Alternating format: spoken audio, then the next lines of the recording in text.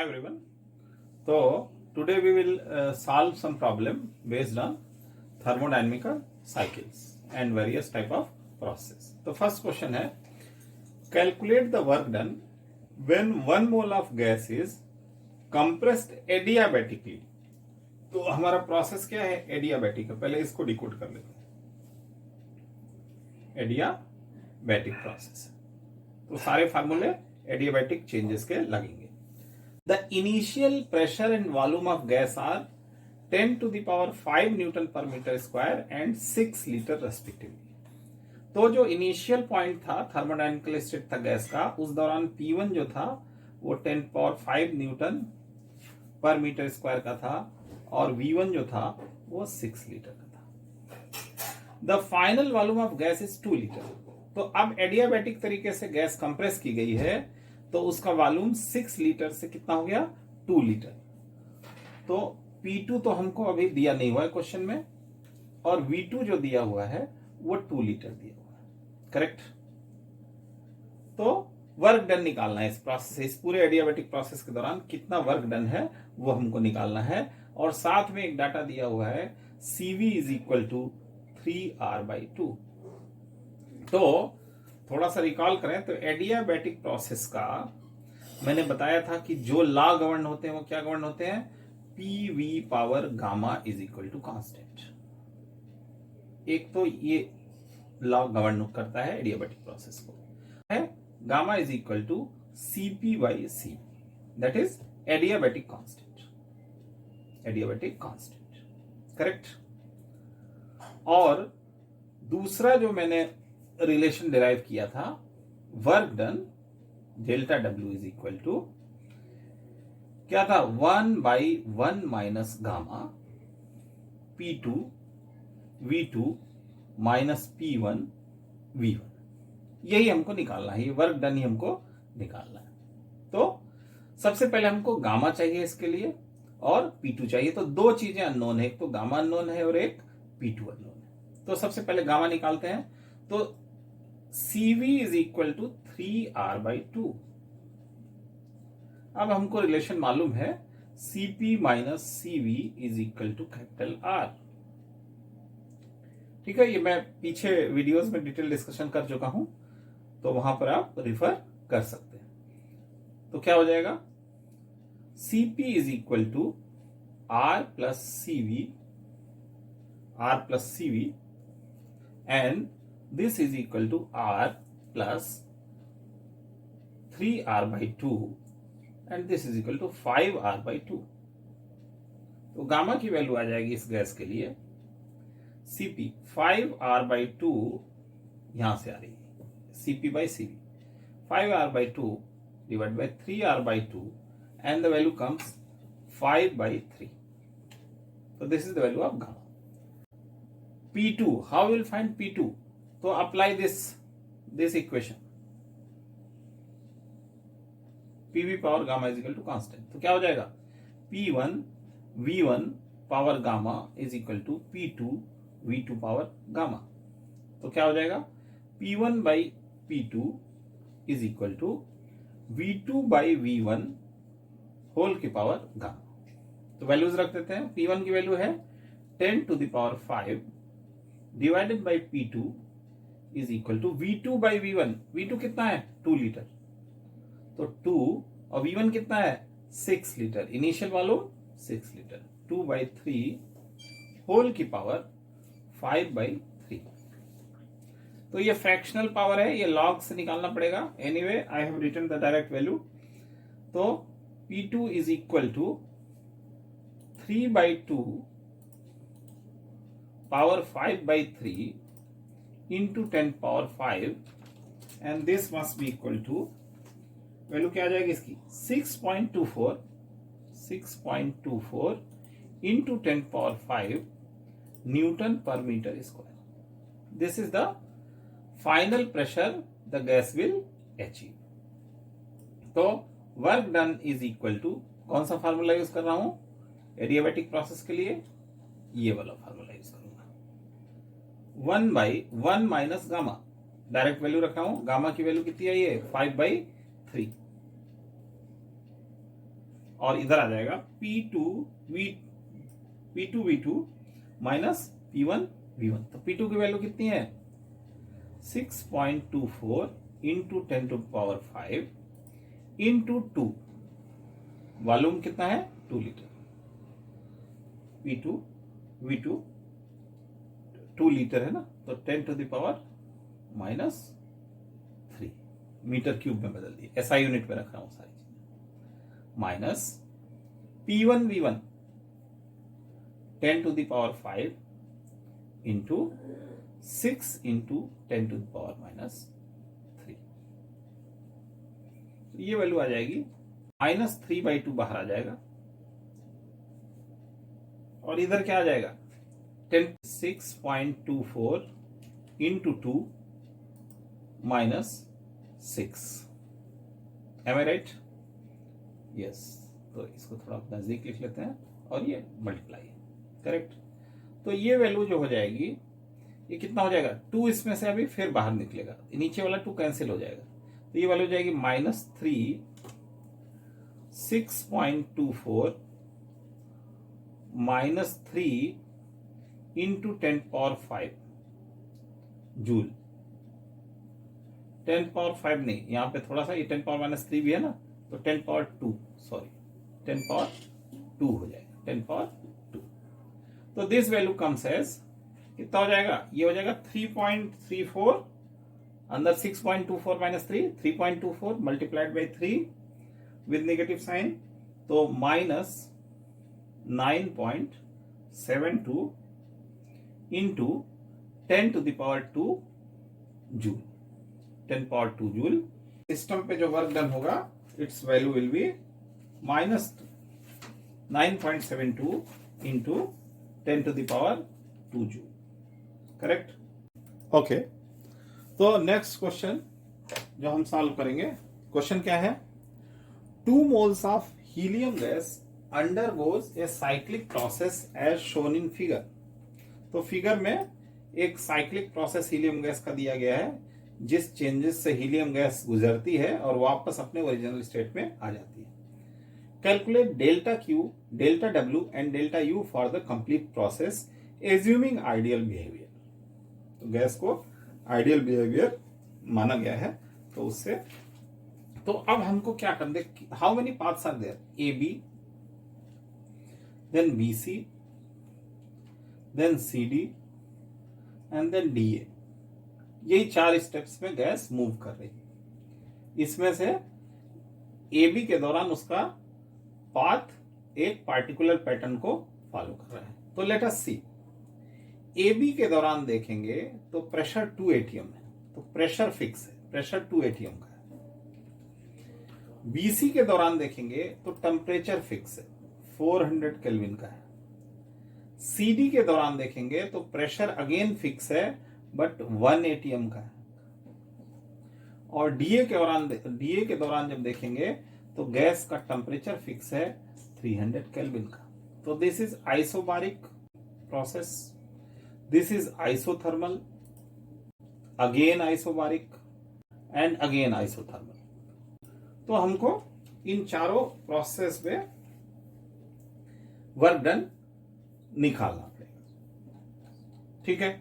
अच्छा, अब एक चीज हमको ध्यान रखना है, साइक्लिक प्रोसेस के दौरान जो है हमेशा क्या होता है, गैस जो है जिस पॉइंट चली थी उसी पॉइंट पे वापस आ गई। इसका मतलब delta T is equal to 0, temperature में कोई चेंज नहीं होगा, जैसी वो पहले थी वैसे ही बाद में होगी। तो there is no change in temperature, और once delta T is 0 this implies delta U is equal to 0। क्या हो जाएगा, डेल्टा U 0। तो इसके फर्स्ट जो थर्ड आंसर है वो पहले ही आ जाएगा थर्मोडायनेमिक्स फिलॉसफी से, कि चूंकि सिस्टम गैस के टेम्परेचर में कोई चेंज नहीं हो रहा है पूरी साइकिल के दौरान, तो डेल्टा U भी पूरी साइकिल के दौरान 0 होगा। हालांकि इंडिविजुअल पाथ पे इंटरनल एनर्जी में चेंज हो सकता है, ठीक है। अब करना क्या है, डेल्टा W हम कैलकुलेट करने की कोशिश करते हैं। एक बार डेल्टा W आ गया, डेल्टा U हमको मालूम है, तो delta Q we can calculate by using first law of thermodynamics. तो हम 1 by 1 डेल्टा W को कैलकुलेट करने की कोशिश करते हैं। तो डेल्टा डब्ल्यू 4 पाथ से पे निकालना पड़ेगा फर्स्ट एबी पाथ के लिए। एबी पाथ कैसा है? आइसोबारिक। तो वर्क डन होता है, इसको मैं डेल्टा डब्ल्यू वन कर देता हूं। Delta W one is equal to general formula of work done is P dV, integration of P dV. यदि पी वेरिएबल है तो इंटीग्रेशन के अंदर रहेगा। तो चूंकि आइसोबारिक प्रोसेस है, AB is a isobaric process, तो पी कांस्टेंट रहेगा और पी बाहर आ जाएगा, integration of dV and this is equal to P V2 minus V1, final volume by initial volume. तो क्या हो जाएगा यहां पे? तो अब मुझे वॉल्यूम नहीं दिया हुआ इसमें, है ना, इसमें वॉल्यूम, प्रेशर दिया हुआ है और टेम्परेचर। तो मैं पहले चारों पॉइंट्स पे वॉल्यूम कैलकुलेट कर लेता हूं। कैसे? गैस लॉ हमेशा एप्लीकेबल होगा, PV is equal to nRT, nRT correct. तो V is equal to nRT by V, correct. अब ए पॉइंट के लिए मैं बात करूं तो क्या हो जाएगा? एन तो फिक्स रहेगा 2 मोल्स। लीटर और एटीएम की बात कर रहा है तो आर की वैल्यू 0.082 वाली ली जाएगी, करेक्ट। टेम्परेचर, अब ए पॉइंट पे टेम्परेचर कितना है? 300 kelvin and divided by P pressure, correct. यहां पे वी निकालना है तो डिवाइड बाई पी। तो पी कितना है ए पॉइंट पे? 280। तो ये वैल्यू जो आ जाएगी वीए की वैल्यू 24.6 लीटर, करेक्ट। ऐसे ही यदि बी, सी और डी पे गैस इक्वेशन लगाई जाए तो जो वी पे वॉल्यूम आएगा वो वॉल्यूम आ जाएगा 32.8 लीटर्स। सी पे जो वॉल्यूम आएगा वो आएगा 65.2 लीटर्स और डी पे जो वॉल्यूम आएगा वो आएगा 48.9 लीटर्स। तो ये चारों वॉल्यूम हमको आ गए। अब वापस आ जाते हैं वर्क कैलकुलेशन पे। तो ए बी में पी की वैल्यू क्या हो गई? 2 एटीएम, 2 इंटू 10⁵। अब यहां पर एटीएम से नहीं काम चलेगा, हमको एसआई यूनिट में बदलना पड़ेगा। यहां पे तो आर भी एटीएम में ले लिया था, इसलिए डायरेक्ट प्रेशर भी एटीएम में ले लिया था। बट यहां पर हमको पी की वैल्यू 2 इंटू 10⁵ पास्कल का प्रेशर लग रहा है। V2 मीन्स ए से बी गया, बीबी माइनस वीए। तो बी पर जो वॉल्यूम है और माइनस ए पर वॉल्यूम है, मीन्स 32.8 माइनस 24.6। तो ये आर्डर बड़ा इंपॉर्टेंट है क्योंकि ये अलजेब्रिक साइन के साथ आएगा।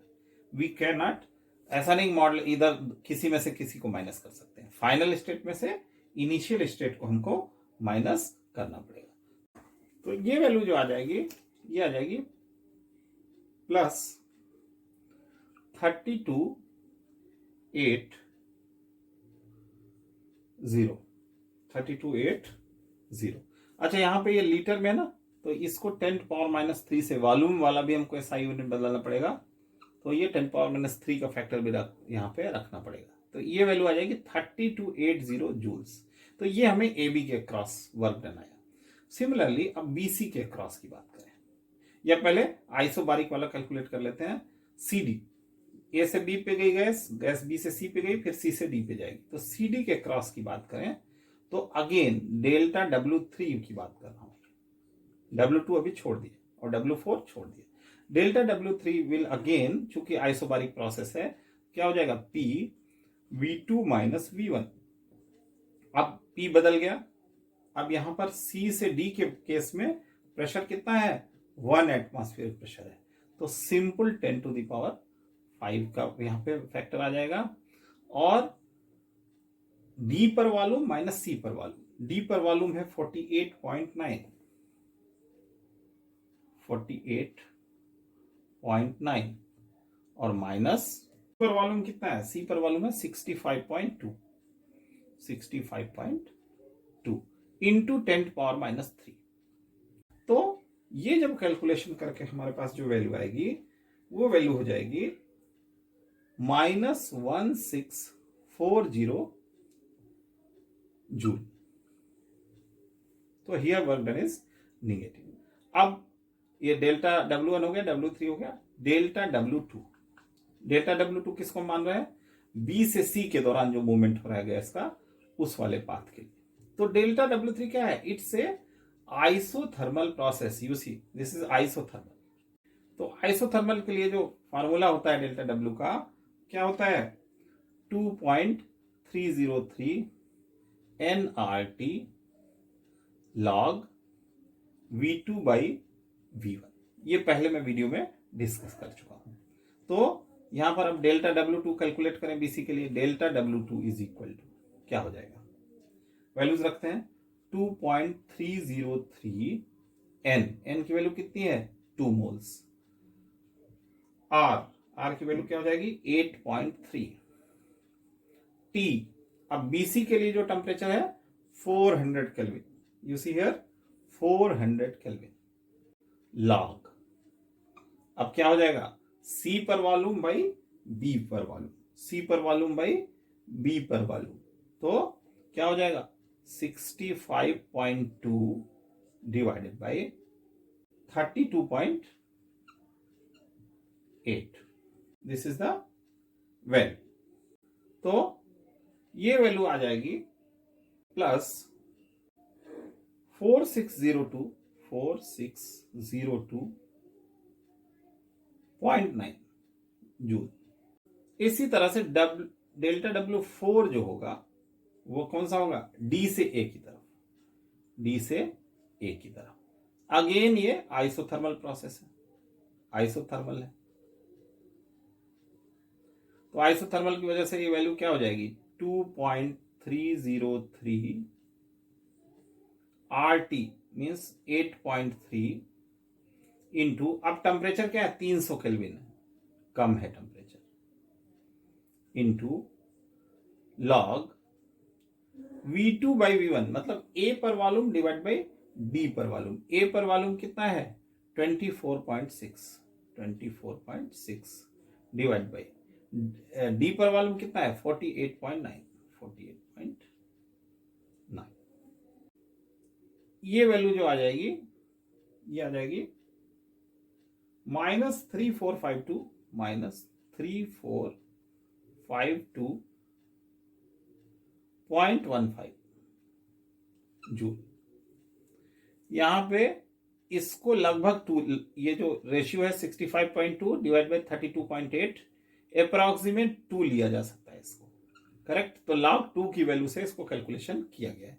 यहां पर इस वैल्यू को 24.6 डिवाइड बाई 48.9 को अप्रॉक्सीमेट 1/2 लिया जा सकता है, तो -log 2, उससे ये कैलकुलेशन से ये डायरेक्ट निकाला जा सकता है बिना लॉग टेबल की मदद से। तो log 2 की वैल्यू हमको मालूम है। तो ओवरऑल हमारे पास चारों वर्क डन आ गए, चारों पाथ के। तो अब नेट वर्क डन जब कैलकुलेट करना है तो कैसे करेंगे? Algebraic sum of all. तो डेल्टा डब्ल्यू नेट क्या हो जाएगा? वैल्यूज रखता हूं तो प्लस वाले एक साथ जोड़ लेता हूं, 3280 एंड 4603 ले लेता हूं इसको, ठीक है। 3280, दिस इज 8, वैल्यू कितनी जाएगी? 3, 8, 8 एंड 7। तो पॉजिटिव वर्क हुआ 7883 जूल का, और निगेटिव वर्क कितना हुआ? -3452 ले लेता हूं इसको, और एक 1640, ये भी निगेटिव वर्क डन हुआ। तो 2, 9, 10, 4, 5, 5092 -5092। तो नेटवर्क डन क्या हो जाएगा? नेटवर्क डन की बात करें तो 7883 और 5092, तो ये कितना हो जाएगा? 12791 जूल का जो है वो नेटवर्क डन, और क्या होगा? ये पॉजिटिव। तो डेल्टा डब्ल्यू नेट जो आ गया इज इक्वल टू +2791 जूल। तो ये सेकेंड पार्ट हो गया, डेल्टा डब्ल्यू निकालने की प्रक्रिया हो गई। अब डेल्टा क्यू, तो फर्स्ट लॉ ऑफ थर्मोडायनेमिक्स से हम बोलते हैं delta Q is equal to delta W plus delta U, या delta U plus delta W. तो डेल्टा डब्ल्यू हमारा निकल चुका है, डेल्टा यू हमने प्रूफ कर दिया ये 0 है। तो इस केस में क्या होगा? Delta Q is equal to delta W. तो यही चीज, ये डेल्टा क्यू और डेल्टा डब्ल्यू बराबर है, किसके बराबर है? इसके बराबर है, प्लस 2791 जूल के बराबर इस पूरी साइकिल में वर्क डन हुआ है, और इतनी ही हीट जो है सिस्टम को सप्लाई की गई। मतलब पूरी की पूरी जो हीट जो सप्लाई की गई सिस्टम को, वो पूरी की पूरी हीट वर्क डन में कन्वर्ट हो गई। तो ये 2 एग्जांपल्स मैंने कराए। तो आज के लिए बस इतना ही।